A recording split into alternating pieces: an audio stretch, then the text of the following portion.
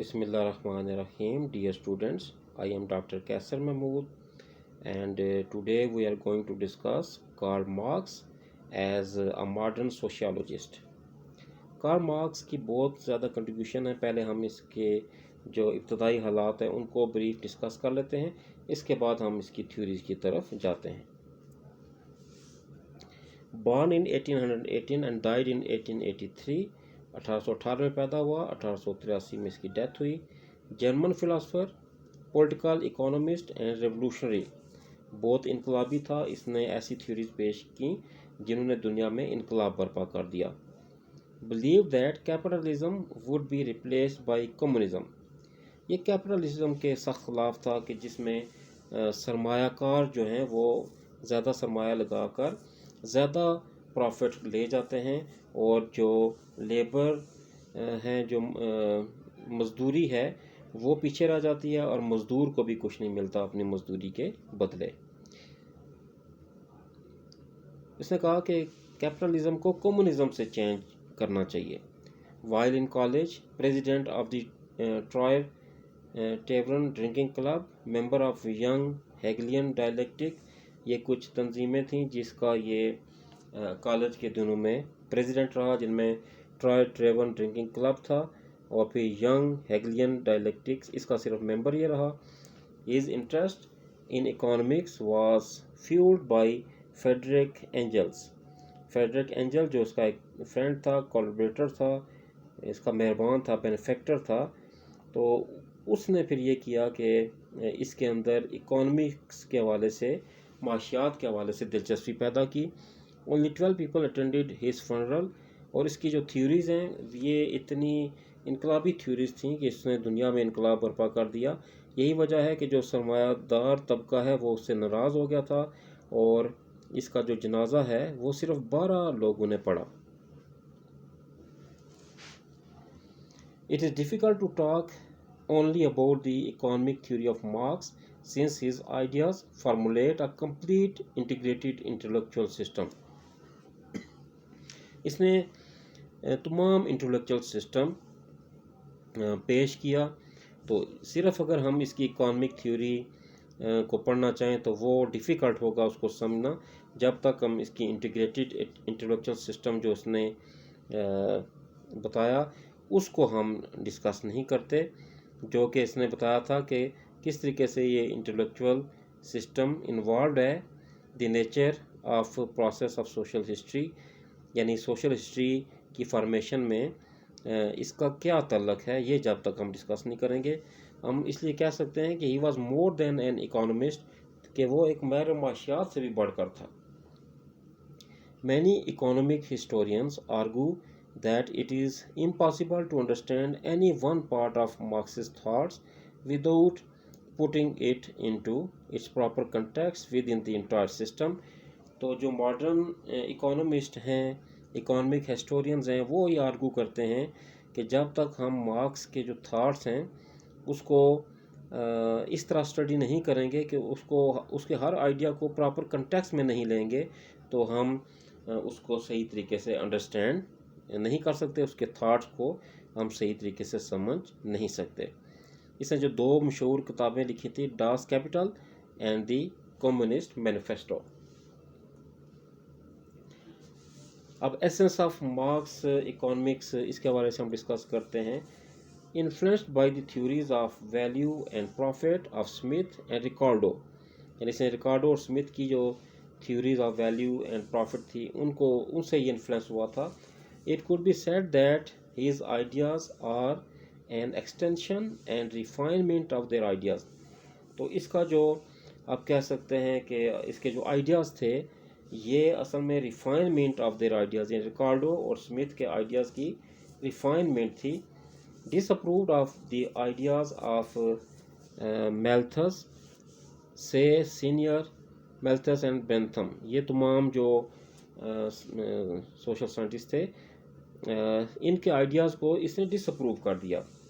In general, he believed that the ideas of most of the classicals lacked historical perspective، اور یہ ان پر یہ اعتراض کرتا تھا کہ ان کے جو آئیڈیاز ہیں وہ بغیر کسی تاریخی حوالے کے ہیں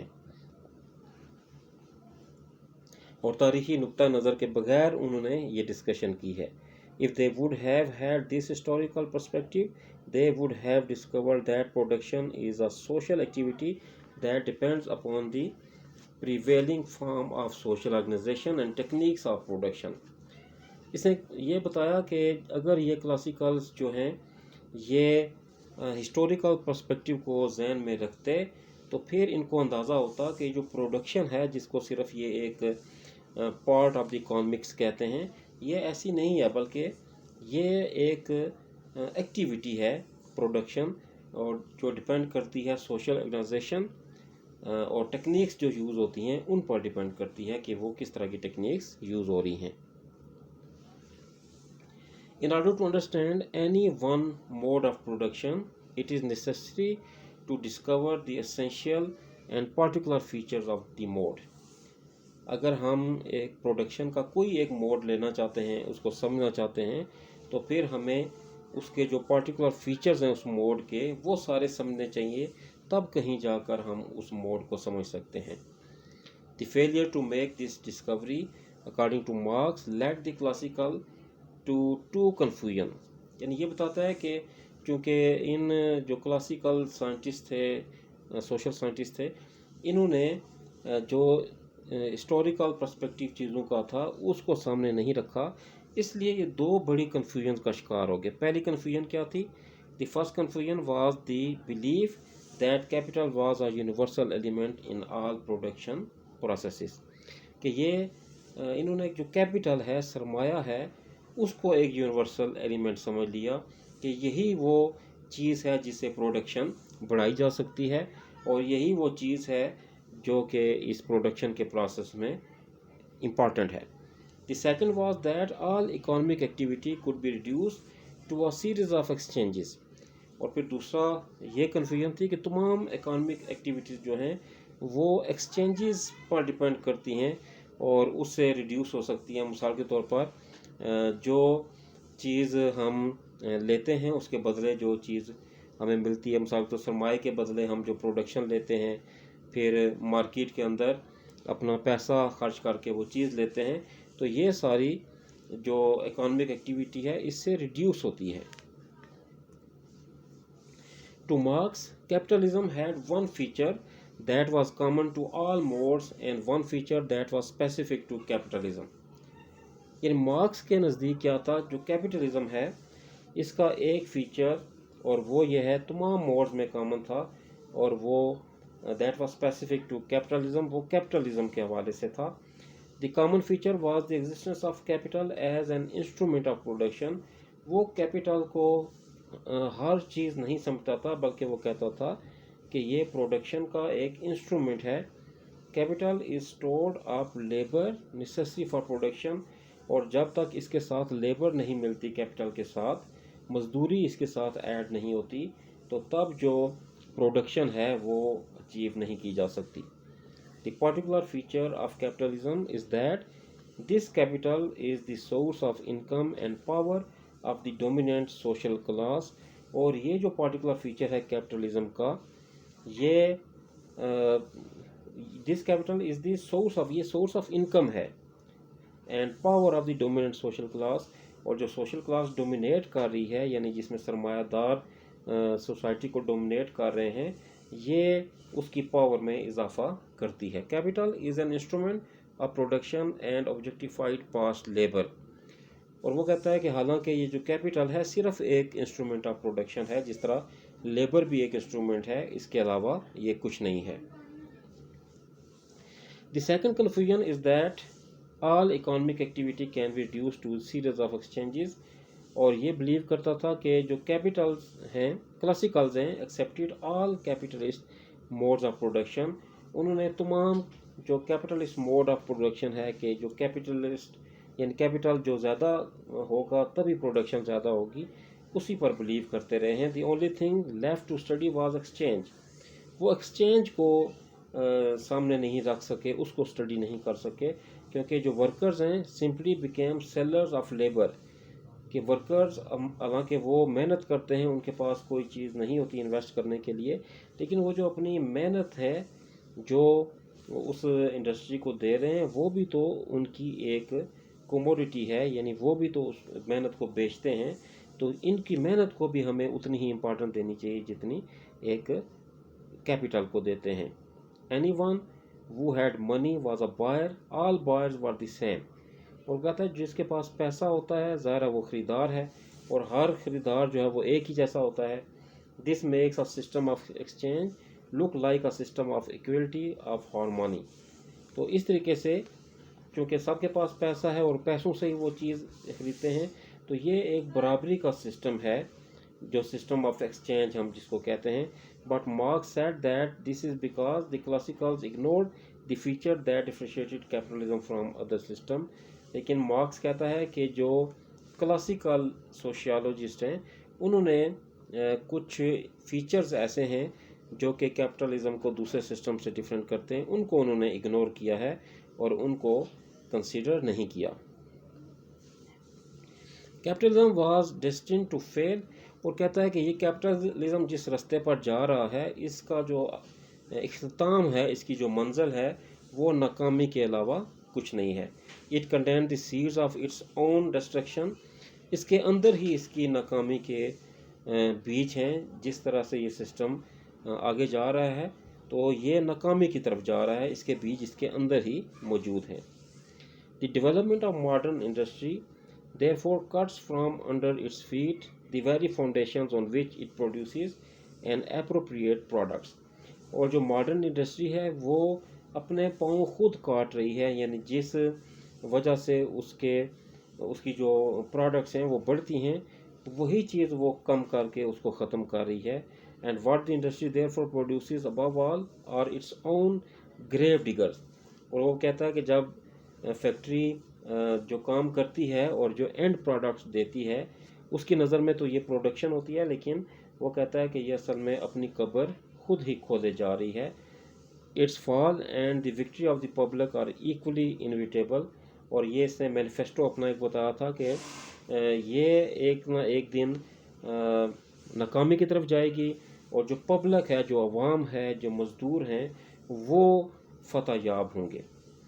دی پرولیٹیریٹس ورکرز کو کہتے ہیں، would seize control from the bourgeoisie جو ہے کیپٹلسٹ جو سرمایہ لگاتے ہیں، تو ایک ٹائم وہ کہتا ہے کہ ایسا آئے گا کہ ورکرز جو ہیں وہ ان پر کنٹرول حاصل کر لیں گے، اور اس سے پھر کیا ہوگا، it would result in socialist revolution, اس سے ایک سوشلسٹ ریولوشن آئے گا، ایک انقلاب آئے گا۔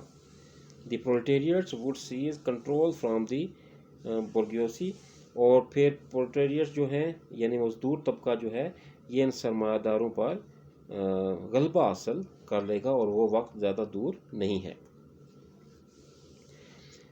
پھر اس کا جو سوشل سپر سٹرکچر ہے وہ اس نے ایکسپلین کیا ہے۔